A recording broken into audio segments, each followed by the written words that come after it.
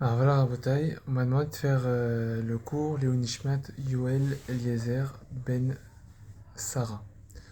Donc, concernant la paracha Vaishlach, on connaît ce qui s'est passé au début. Yaakov sentait qu'il allait avoir une guerre avec Esav, donc il a utilisé trois systèmes pour contrer le problème, donner des cadeaux, euh, prier et se préparer à la guerre. Donc là, on est au début de la paracha. Donc là, il n'y aura pas de source PDF parce que c'est les sources les plus classiques. J'utiliserai seulement Chumash Rashi.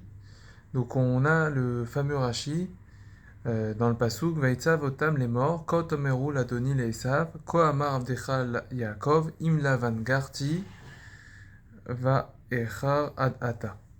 Donc c'est marqué en fait que au moment où Yaakov il veut donner des cadeaux pour calmer, pour apaiser, pour appâter son frère Esav qui le haït actuellement, il explique que, que voilà, euh,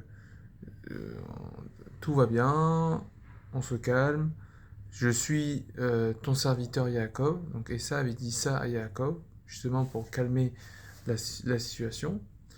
Et le point culminant que j'aimerais aborder et partager avec vous, c'est la suite. Im Lavan Garti Vaecha Ad Ata. C'est marqué que avec Lavan j'ai habité jusqu'à présent. Donc c'est très connu ce Rashi, etc. Mais on va essayer d'être un peu en profondeur et essayer un peu de comprendre de quoi parle-t-on exactement ici, de quoi on peut apprendre pour nous, pour que chacun grandisse. Alors, Im Lavan Garti, j'ai habité avec Lavan et j'y ai resté jusqu'à présent. Quel est le rapport avec la choucroute? Quel est le rapport ici avec notre sujet? Où là, il est en train de donner des cadeaux. Il est en train d'apaiser la chose. C'est comme si, voilà, je raconte, et au bout d'un moment, je raconte ma vie. Voilà, je suis à moitié Ashdod, moitié Jérusalem. Ok, cool. Pourquoi Yaakov nous parle de ça? Alors Rachid propose deux explications. L'explication Pshat, très intéressante, où évidemment il faut toujours le contexte, comprendre que Esav, s'il veut se faire Yaakov, c'est justement parce qu'il a reçu la bracha et comme si qu'il lui avait volé la bracha. Et Yaakov, la bracha d'aîné, la bénédiction d'être aîné et donc d'avoir beaucoup de richesses et d'être un prince, Yaakov lui répond gentiment en lui disant je suis ton serviteur Yaakov, donc c'est à dire je ne suis point un prince, ça Rachid ne le dit pas, mais c'est dans ce sens-là. Mais surtout, j'ai habité chez quelqu'un. Je suis pas devenu un prince. J'ai habité chez quelqu'un. Avec Lavan, j'ai habité. Comme si pour dire que voilà, je suis quelqu'un vraiment de, de, de lambda. Je suis quelqu'un de classique. J'ai rien de spécial. Je suis pas devenu un prince et j'ai pas eu une bracha de fou. Comme ça, Rashi il dit Lona asiti sar vechashuv et la guerre.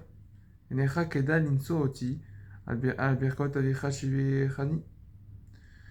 Tu n'as pas à me haïr sur les brachot que mon père m'a fait, parce que je ne l'ai pas reçu. Je n'ai pas pu en profiter. Bon, une petite question entre parenthèses. Il a Blainara et il a bien cartonné, hein, Yaakov, hein, avec Lavan. Alors certes, au début, il gagnait pas grand-chose, mais à la fin, il est parti avec pas mal de bétail. Et la preuve, il en propose. Bon, on peut dire qu'il en avait quelques-unes, mais c'est quand même étonnant de dire bah, j'ai habité chez quelqu'un et en fait, voilà, crois pas que j'ai pu aussi bien profiter de la bracha que notre père a fait. Ah si, t'as très bien profité. Donc c'est intéressant de comprendre, je suis ouvert si vous avez des réponses à ça. Voilà, c'est une petite question. Maintenant, ça c'est la première explication. Donc en deux mots, il vient et lui dit détends-toi, me haïs pas, t'as aucune raison de me haïr. Parce que la bracha que mon père m'a fait, notre père a fait, n'a pas été exaucé encore. En tout cas, n'est pas exaucé. Donc pourquoi tu me haïs? Ça changera rien. Je t'ai rien volé en fait. Parce que la bracha qu'on m'a donnée, elle n'a pas été exaucée. Donc ça, c'est le premier pshat. Maintenant, Rashi propose un autre pshat, qui n'est pas pshat, mais plutôt drash, plutôt remez, où il dit, et ça c'est le pshat que tout le monde connaît, Davar acher, garti, le fait d'habiter, le mot garti, et ben c'est Begematria Taryag. Taryag. C'est Gematria Taryag. Et Taryag, ça veut dire 613. Et ça représente les 613 misvot. D'accord? Ce qui est intéressant ici, c'est que c'est pas juste la Gematria. Garti, c'est pas juste la Gematria. C'est les lettres même de 613 du mot Taryag. On dit Taryag à mitzvot. On dit 613 mitzvot. C'est comme ça qu'on représente ça. Et là, c'est pas juste la somme du mot qui donne un nombre, c'est que les lettres du mot donnent exactement les lettres du nombre 613 en hébreu. Donc c'est intéressant. Et c'est marqué Klomar im lavan arasha garti betayag misvot shamarti belola matim et maasav araim. Et je n'ai pas appris des actions mauvaises de Lavan. Donc si je dois traduire tout, c'est-à-dire, qu'est-ce que ça veut dire par 613? Que j'ai vécu avec quelqu'un qui était rachat, qui était un impie, et j'ai quand même gardé mes mitzvot, et je n'ai pas appris de ses mauvaises actions. D'accord? C'est intéressant. J'ai gardé mes mitzvot, et je n'ai pas appris de mes mauvaises actions. Comme quoi, on peut faire les mitzvot et en même temps faire n'importe quoi derrière. Bon, ça c'est un point. Mais surtout, et comprendre, il y en a qui disent non, je suis pas influençable, personne ne peut m'influencer, moi je suis comme ça, comme ça, comme ça. Faux. On est tous influencés. Yaakov Avinu, il pouvait se faire influencer et c'était un effort. C'était un effort. Et c'est pas aussi évident que ça. C'était pas aussi évident qu'il a besoin de le dire à son frère. Donc pour nous aussi, on se fait influencer partout. Donc attention, qu'est-ce qu'on regarde? Attention à quelles sont nos fréquentations. Attention à quel est notre environnement. On se fait influencer partout. Ah, moi, j'ai pas besoin. Je peux tout à fait regarder les réseaux sociaux, je peux tout à fait regarder les films, mais ça t'influence. C'est une influence. Ça s'appelle le soft power en philosophie. C'est la puissance douce qui, en gros, change, fait un bourrage de crâne, fait ce qu'on veut dans la tête des gens. Et on en fait tous partie. Et il faut arrêter de croire qu'on est une exception, qu'on va à aucun moment se faire influencer. C'est pas shoot, c'est une évidence que chaque chose qu'on fait, on est influencé. On dit en psychologie qu'on représente la moyenne des 5 personnes qu'on fréquente le plus. Comme quoi, par une évidence, on se fait influencer dans tous les cas. Le Rambam aussi dit ça dans les Chod Deot. C'est une évidence absolue qu'on se fait influencer et qu'il y a un effort à faire qui est très difficile. Et peut-être que c'était seulement Yaakov qui avait cette capacité à pouvoir vivre avec un rachat et ne pas apprendre de ses mauvaises actions. Et c'est tellement pas évident, même pour Yaakov, qu'il en a besoin de dire à son frère. Donc ça, c'était pour la petite parenthèse. Maintenant, c'est de comprendre quel rapport avec la choucroute, encore une fois. Quel est le rapport ici avec Taria, Garti? Il est en train de lui dire qu'il est en train de lui faire des cadeaux. Quel est le rapport? Ça n'a aucun rapport. Je suis en train de apatouer son frère. Il est en train de le calmer. Il essaie de le calmer. Quel rapport? Tu me dis, ouais, j'ai gardé mes mitzvot. Et alors? Quel est le rapport? Ça n'a strictement rien à voir. Alors j'ai vu un pied rouge dans un matok à or, qui est intéressant, qui s'appelle le Bet Yitzhak. Le Beit Yitzhak. Comment c'est? Le Bet Yitzhak. Et il dit comme ça. Que là, il est en train de trouver de l'allégresse, du chen, avec son frère. D'accord? C'est ça qu'il fait en donnant des cadeaux. Mais très souvent, et malheureusement, quand on essaie de trouver de la sympathie chez certaines personnes, donc là, ça veut dire qu'il faut faire des compromis, il faut être plus souple, et très souvent, on a la tendance d'être encore plus souple, et je me sens le premier concernés, encore plus souples vis-à-vis de la Torah, vis-à-vis des mitzvot qu'on tient, vis-à-vis de nos fondations. Et ça arrive très souvent. Ça arrive très souvent. On est tenté à être encore plus souple, à dire ok, ça va. Mes fondamentaux, ils sont moins là. Quand on est un peu zorem, quand on est un peu cool, souple, et ben ça peut aussi arriver aux choses où on ne devrait pas du tout bouger. Et là, c'est ce que Yaakov dit en 2 mots. Certes, je vais être sympathique, je vais te faire des petits cadeaux, tout ça. Je suis zorem, d'accord. Mais il y a des choses que que je bougerai pas. À aucun moment je bougerai sur certaines choses. Si ça touche sur la Torah, ça ne bouge pas. Et c'est ça que en 2 mots, Rashi veut expliquer et que le Bet Yitzhak veut expliquer, qu'il faut faire très attention que lorsqu'on est un peu plus souple avec des personnes qui ne sont pas dans la Torah, ou des personnes qui ce soit des goïms, faire très très attention de ne pas que ça n'impacte pas nos fondamentales de la Torah. Et ça, il faut le faire attention. Et c'est un piège, c'est un piège.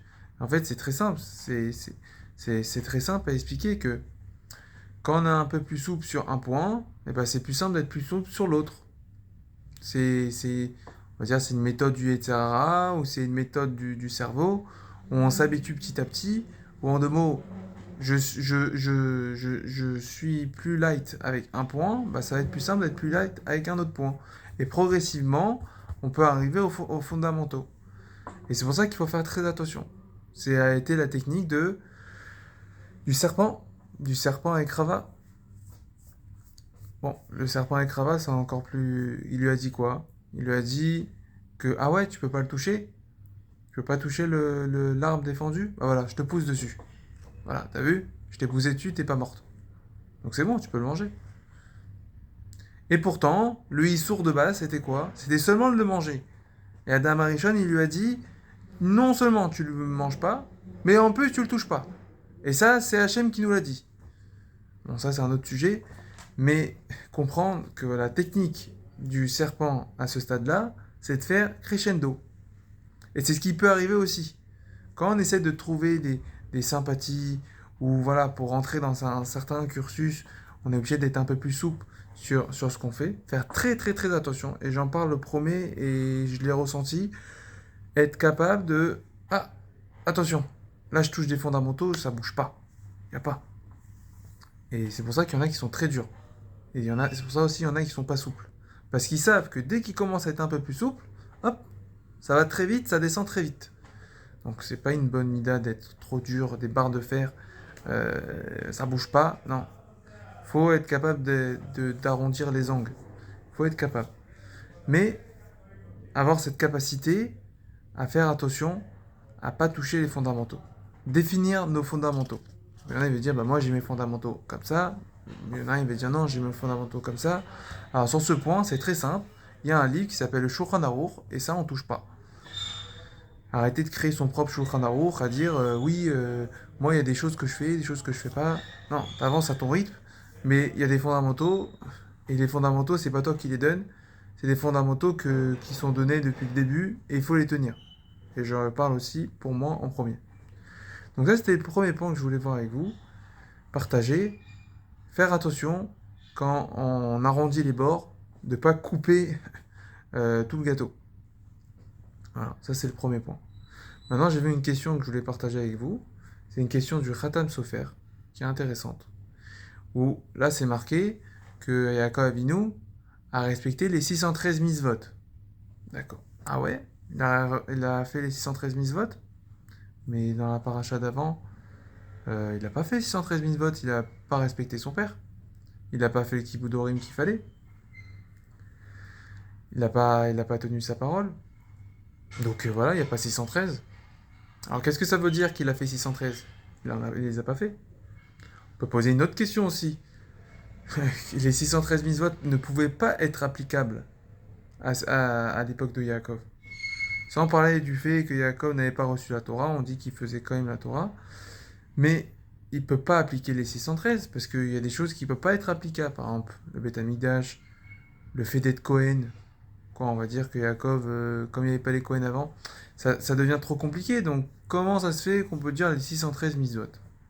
Alors, le Khatam Sofer répond quelque chose d'incroyable. Quelque chose d'incroyable. Et je vais le rapporter par une histoire que j'avais entendue de Rav Samuel. Il y a une dizaine d'années, il y avait un Français, d'accord, qui s'est mis à Bnei Brak et qui s'est mis à fond dans le Limoud Torah, dans l'étude de la Torah, et il s'est mis à fond, très sérieux, très compétent, et il avançait très vite. Et on sentait qu'il allait aller très loin et qu'il allait devenir quelqu'un de grand pour aider tout le monde. Malheureusement, du jour au lendemain, il a eu un accident de voiture et il en est décédé. Tout le monde choqué par ça, tout le monde, voilà, la Levaya, les 7 jours. Mais il y en a, ils se sont posé pas mal de questions, ils se sont dit, mais attendez, c'est un sadique cet avraire. Comment ça se fait qu'il a pu mourir comme ça? C'est horrible à voir. Et il y en a, ils sont allés voir Abraham Kanevski. C'est une histoire, j'ai entendue il y a 5 ans, elle m'a marqué.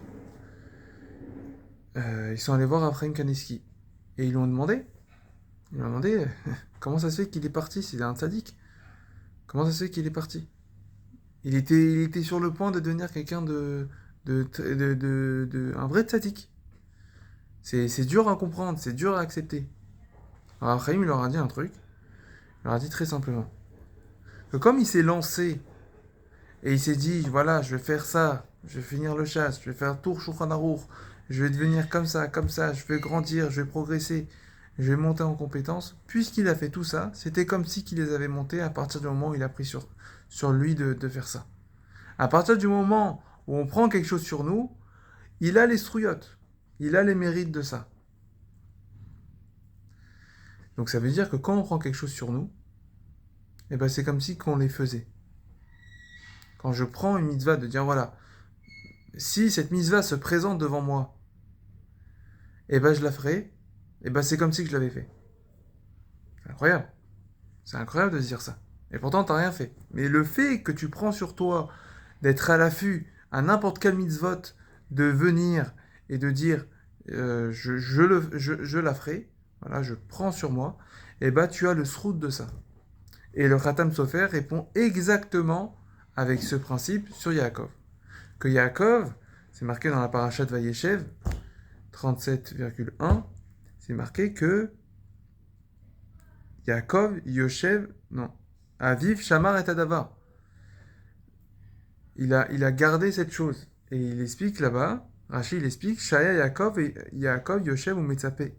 Mata et Kayem Cholamo Shel Yosef. Et qu'est-ce qu'on apprend de là-bas? C'est que le Kibboud Avaim se faisait à partir du moment où il était à l'affût, c'est-à-dire il était à l'écoute, il regardait s'il pouvait faire la mitzvah dès qu'il pouvait. C'est-à-dire dès que la mitzvah se présentait, il la faisait. Et de là-bas, on apprend que le Kibboud Avaim se faisait. Et donc, en 2 mots pour répondre, certes, il n'a pas pu faire les 613 mitzvot, mais il était à l'affût de les faire. Et à partir du moment où il était à l'affût de les faire et qu'il était capable d'être Mekayem toutes ces mitzvot, c'était comme si qu'il était Mekayem. C'est comme si qu'il les accomplissait. Donc, qu'est-ce qu'on doit apprendre, nous, de là? C'est qu'il faut prendre des choses sur nous. Il faut prendre les choses sur nous et pas... Voilà, c'est prendre ses responsabilités et dire, voilà, je veux avancer. Maintenant, si cette mise se présente, je prends sur moi. Voilà. Prendre des responsabilités. C'est ça le point culminant que je voulais voir avec vous. C'est d'être capable de prendre des choses sur nous. J'ai entendu quelqu'un, c'était un streamer, il avait dit un truc intéressant. Il a dit que... Bon, lui, il parle pas de Dieu, mais ça revient à ça. Il a dit un truc intéressant, il a dit que il y a beaucoup de gens qui sont bons, d'accord? Mais pourquoi il n'y a pas tout le monde qui réussit? Il a expliqué un truc très simple, il a dit qu'en 2 mots, il y a des trains à prendre. Et pour prendre le train, il faut être préparé. Donc en gros, il faut être préparé, il faut monter ses compétences, il faut progresser, il faut être capable de faire ça. Et Bezrat Hashem, il y a un train qui va arriver, et ce train, il ne faudra pas le rater. Et c'est grâce à ce train qu'on avance.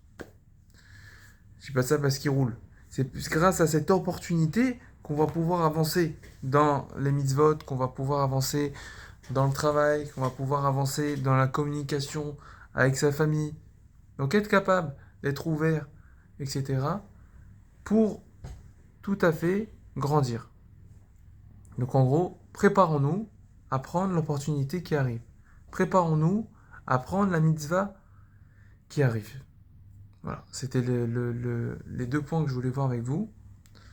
Donc si je dois résumer les 2 points, c'est certes, on peut arrondir les angles, parce que des fois, il faut être sympathique, il faut trouver des compromis pour faire la paix avec des gens, mais à aucun moment changer nos fondamentaux. Et le deuxième point du Khatam Sofer, c'est qu'il faut que prendre sur nous un potentiel d'établir une mitzvah, c'était comme si qu'on faisait la mitzvah. Chazak ou Baruch, Veshavat Shalom.